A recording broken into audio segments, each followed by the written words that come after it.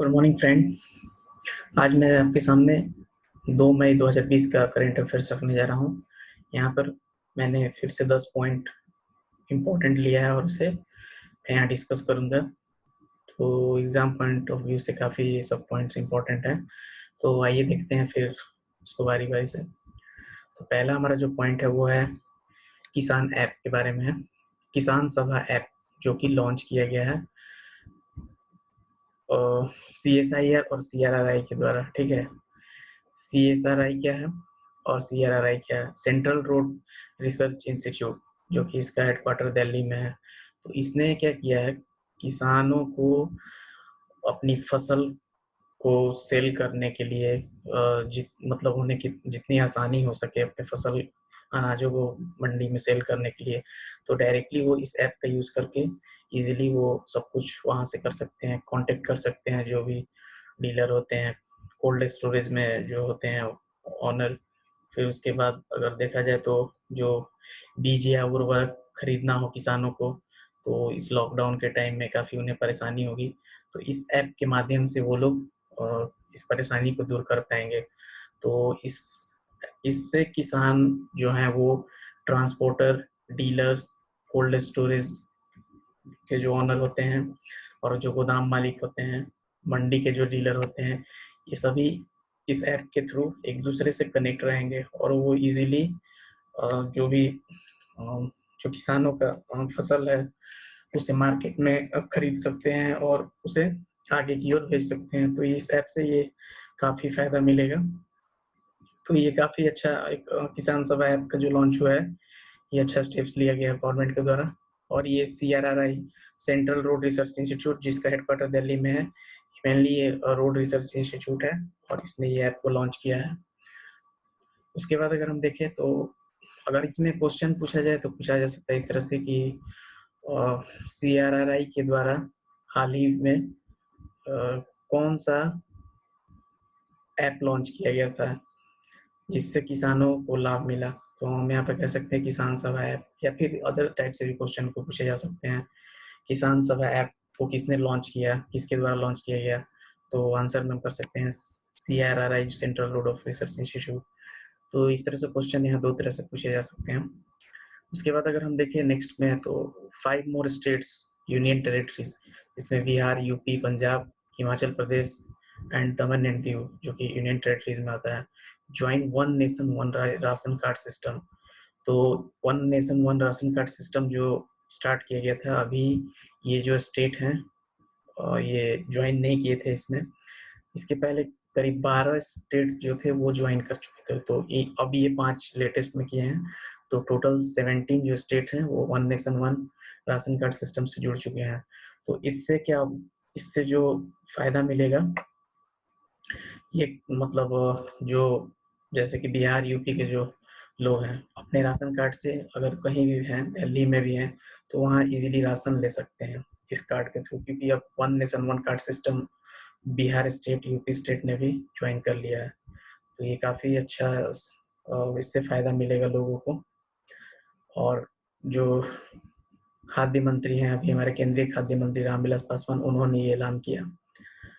तो यहाँ से क्वेश्चन पूछा जा सकता है कि recently which 5 states join one nation one card system. तो हम कह सकते हैं Bihar, UP, Punjab, Himachal Pradesh and Daman and Diu. And ये भी पूछा जा सकता है क्वेश्चन में कि अब तक कितने टोटल स्टेट्स जो हैं one nation one ration card system से जुड़े हुए हैं। तो total 17 states and union territories including, मतलब स्टेट्स और राज्य और जो यूनियन टेरिटरीज हैं वो सब मिलाकर 17 अभी तक हैं, केंद्र शासित प्रदेश सभी को लेकर। तो यहाँ से क्वेश्चन बन सकता है इजीली। उसके बाद अगर देखा जाए नेक्स्ट पॉइंट हमारा जो है वो है ministry of tourism organise 12th webinar of देखो अपना देश सीरीज। तो जो मिनिस्ट्री ऑफ टूरिज्म है, मिनिस्ट्री ऑफ टूरिज्म पर्यटन मंत्रालय, तो उसने क्या किया, अपना देश श्रृंखला का जो 12th वेबिनार है उसको आयोजित किया है। तो इससे क्या फायदा है, इससे जो टूरिज्म इंडस्ट्री है उसको बढ़ावा मिलती है। जैसे इसमें ये बेसिकली ये बताया गया है कि जैसे जो वेरियस टूरिस्ट डेस्टिनेशन है of India including lesser known, जिसको लोग कम जानते हैं, तो उन सबको यहाँ पे हाईलाइट किया गया है ताकि इसके बारे में लोग जाने, फॉरेन से और भी जहाँ पे हैं, मतलब अगर अपने इंडिया स्टेट के भी ऐसे भी बहुत सारे लोग हैं जो कि इन टूरिस्ट स्पॉट को नहीं जानते हैं, तो उन्हें भी पता चले इसके थ्रू, या फिर जो फॉरेनर्स हैं उनको पता चले, और ये जो टूरिस्ट स्पॉट है इनसे ताकि अपनी जो गवर्नमेंट है उसको मतलब अपना इकोनॉमी रेज करने में काफ़ी हेल्प मिलेगा। तो इसलिए मतलब एक तरह से कहा जाए तो ये टूरिज्म इंडस्ट्री को बढ़ावा देने के लिए इस वेब सीरीज़ को लॉन्च किया गया है, ठीक है? तो ये यहाँ से भी मतलब क्वेश्चन बन सकता है। Recently ministry of tourism has organised 12th webinar and name that webinar. तो उसका आप नाम बताएं, जो मिनिस्ट्री ऑफ टूरिज्म ने ऑर्गेनाइज किया है 12वां वेबिनार को, तो उसका क्या नाम है, किस नाम से किया? तो देखो अपना देश सीरीज इस नाम से किया। तो यहाँ से ऐसे क्वेश्चन बन सकता है, या फिर ऐसे भी पूछा सकता है कि ministry of tourism has organised webinar of देखो अपना देश सीरीज, और ये कौन सा सीरीज में है, मतलब किस में आएगा, कौन सा संस्करण में आएगा? तो हम आंसर कर सकते हैं 12th एडिशन में आएगा ये, ठीक है? और इसका हम देख सकते हैं यहाँ पे जो लोगो है कुछ इस तरह से इसको दर्शाया गया है। देखो अपना देश take the place for visiting at least 15 location across India by 2022। मतलब जो हम ये शपथ ले कि इंडिया के जो 15 लोकेशन है जिनको लोग जानते भी हैं और बहुत कम लोग भी जानते हैं, तो उस 15 लोकेशंस को 2022 तक विजिट करें सभी लोग, विन प्राइजेस। ये मतलब इस तरह से एक एडवर्टाइजमेंट दिया गया, टेक द प्लेस, हमें शपथ लेना। तो ये एक अच्छा पहल है मिनिस्ट्री ऑफ टूरिज्म के द्वारा, ताकि इससे जो इंडिया की जो इकोनॉमी है इसको राइज करने में काफ़ी हेल्प मिलेगा। टूरिज्म इंडस्ट्री से काफ़ी इकोनॉमी को राइज मिलता है। तो ये हमारा कुछ पॉइंट्स था। अब आगे हम देखते हैं, नेक्स्ट पॉइंट है हमारा, professor Shobhana Narasimha elected as international honorary member of the American academy of arts and science. तो प्रोफेसर शोभना नरसिम्हन जो है American academy of the arts and science में अंतर्राष्ट्रीय मानद सदस्य के रूप में उन्हें चुना गया है, ठीक है?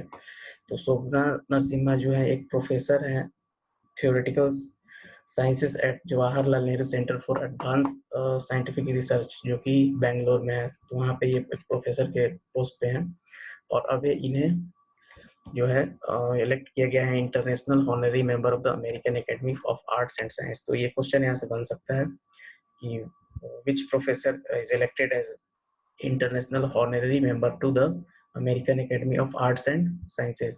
तो हम यहाँ आंसर कर सकते हैं प्रोफेसर शोभना नरसिम्हन, ओके? तो यहाँ से ऑब्जेक्टिव क्वेश्चन बन सकता है एग्जाम में, इंपॉर्टेंट पॉइंट है। उसके बाद अगर हम आगे देखें तो 6th पॉइंट हमारा जो है, Giridhar Aramane assume charge as secretary ministry of road transport and highways. जो गिरिधर अरमाने हैं वो सड़क परिवहन और राजमार्ग मंत्रालय के सचिव के रूप में पदभार ग्रहण किए हैं।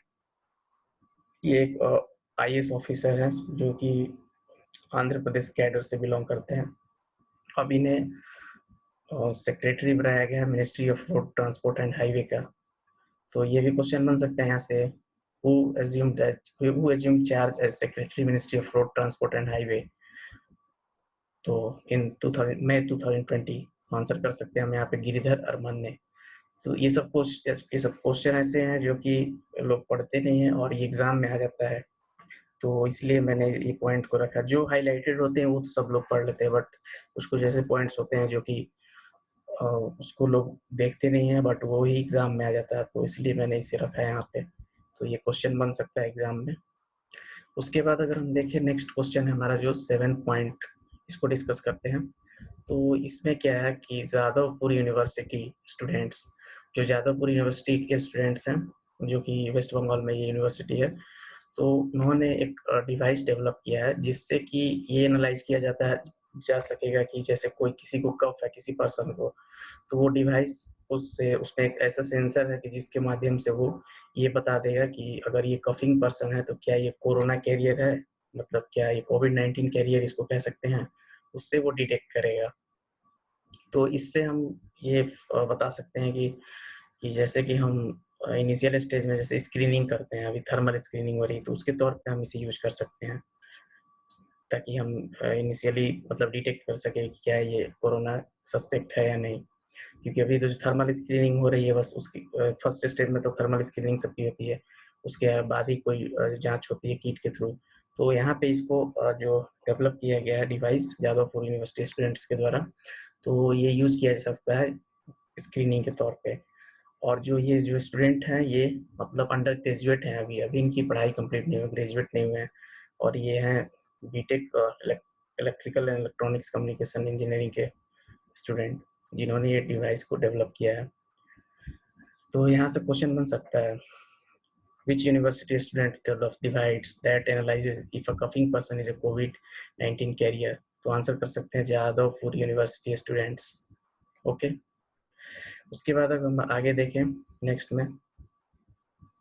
नेक्स्ट पॉइंट है हमारा, union culture minister Shri Prahlad Singh Patel released an e book professor B B Lal India rediscovered on 2 में। ठीक है, तो एक बुक लॉन्च रिलीज किया गया है, ई बुक, जो कि हम कह सकते हैं मतलब इसका हार्ड कॉपी नहीं, ई बुक, इसे हम पीडीएफ फाइल में या मतलब इंटरनेट पे इसे हम पढ़ सकते हैं। तो ये यूनियन कल्चर मिनिस्टर जो है श्री प्रहलाद सिंह पटेल, उन्होंने इस बुक को लॉन्च किया है, प्रोफेसर बीबी लाल इंडिया रिडिस्कवर्ड। तो इनके मतलब जो प्रोफेसर बी लाल जो थे, वो उत्तर प्रदेश से बिलोंग करते थे, जो कि झांसी डिस्ट्रिक्ट में इनका जन्म हुआ था। और इनका जो फील्ड ऑफ आर्कियोलॉजी है, उस फील्ड में काफ़ी इनका बड़ा योगदान है। तो इसलिए जो ये कल्चर मिनिस्टर हैं, ये उनके मतलब देखा जाए तो अगर उनकी याद में एक तरह से उनको सम्मान देने के लिए इस उनके नाम से इस ई बुक का लॉन्च किया है। तो पूछा जा सकता है यहाँ पे क्वेश्चन कैसे, 2 से 3 क्वेश्चन यहाँ से बन सकता है। एक तो ये पूछा जाएगा कि कौन सी ई बुक का जो है यूनियन कल्चर मिनिस्टर ने रिलीज किया है, उसका नाम क्या है उस बुक का। तो प्रोफेसर बीलाल इंडिया रिडिस्कवर्ड कह सकते हैं, और ये रिलीज किया गया है 2 मई को। या फिर ऐसे पूछा जा सकता है यहाँ से एक और क्वेश्चन कि यूनियन कल्चर मिनिस्टर अभी प्रेजेंट टाइम में कौन है। तो आंसर कर सकते हैं श्री प्रहलाद सिंह पटेल। तो यहाँ से 2 तरह से क्वेश्चन बन सकते हैं। फिर उसके बाद अगर हम देखें नेक्स्ट पॉइंट में, तो ये है हमारा क्रिकेट से न्यूज़, स्पोर्ट्स से रिलेटेड न्यूज़ है, क्रिकेट गेम से। India lost top spot in the ICC test ranking to Australia. तो इंडिया के हाथ से फर्स्ट जो रैंकिंग था टेस्ट में, वो छीन लिया गया। अब टॉप में आ गया ऑस्ट्रेलिया, सेकंड पे आ गया न्यूजीलैंड, और थर्ड पे इंडिया की रैंकिंग आ गई है। तो इसमें ये जो बड़ा फेरबदलाव हुआ है, ये 2017 सेशन का जो मैच था, 2016 या 17 का सेशन का जो मैच था, 2016-17 का, उसकी काउंटिंग को मतलब रिमूव कर दिया गया है। कोई सर्कुलर आया था आईसीसी के थ्रू, तो उसकी वजह से इस मैच के जो मतलब स्कोर है, मतलब जो पॉइंट्स है, उसको हटाया गया था। इस वजह से इंडिया की जो रैंकिंग है, टॉप फर्स्ट से थर्ड रैंक पे आ गया। तो और भी हम यहाँ देख सकते हैं कि इंडिया के लिए मतलब जो इंडिया का रैंकिंग है वनडे में और टी20 में कैसा है। टेस्ट में तो थर्ड पे आ गया इंडिया। वनडे इंटरनेशनल रैंकिंग एक देखा जाए तो इंडिया का सेकेंड रैंक है, फर्स्ट पे इंग्लैंड, सेकेंड पे इंडिया, थर्ड पे न्यूजीलैंड। टी20 रैंकिंग देखा जाए तो फर्स्ट पे ऑस्ट्रेलिया, सेकेंड पे इंग्लैंड, और थर्ड पे है इंडिया। तो हम कह सकते हैं कि टेस्ट में और टी20 में इंडिया का रैंक थर्ड है, और वनडे में सेकेंड पे है। मतलब फर्स्ट पोजिशन अभी इंडिया की कोई नहीं है। उसके बाद हम देखें स्पोर्ट्स से ही है, जो कि सानिया मिर्जा से रिलेटेड है, टेनिस प्लेयर है, सभी जानते हैं। Sania Mirza first India to be nominated for Fed Cup heart award. तो एक फेड कप हार्ट अवार्ड होता है, जो कि वोमेन टेनिस प्लेयर के लिए ये अवार्ड को नॉमिनेट किया जाता है। तो उसमें सानिया मिर्जा जो है उसमें इस फेड कप अवार्ड के लिए नॉमिनेटेड की गई है, मतलब नामित की गई है। तो ये काफ़ी अच्छा है, खुशी की बात है कि अपने कंट्री से सानिया मिर्जा बिलोंग करती है और टेनिस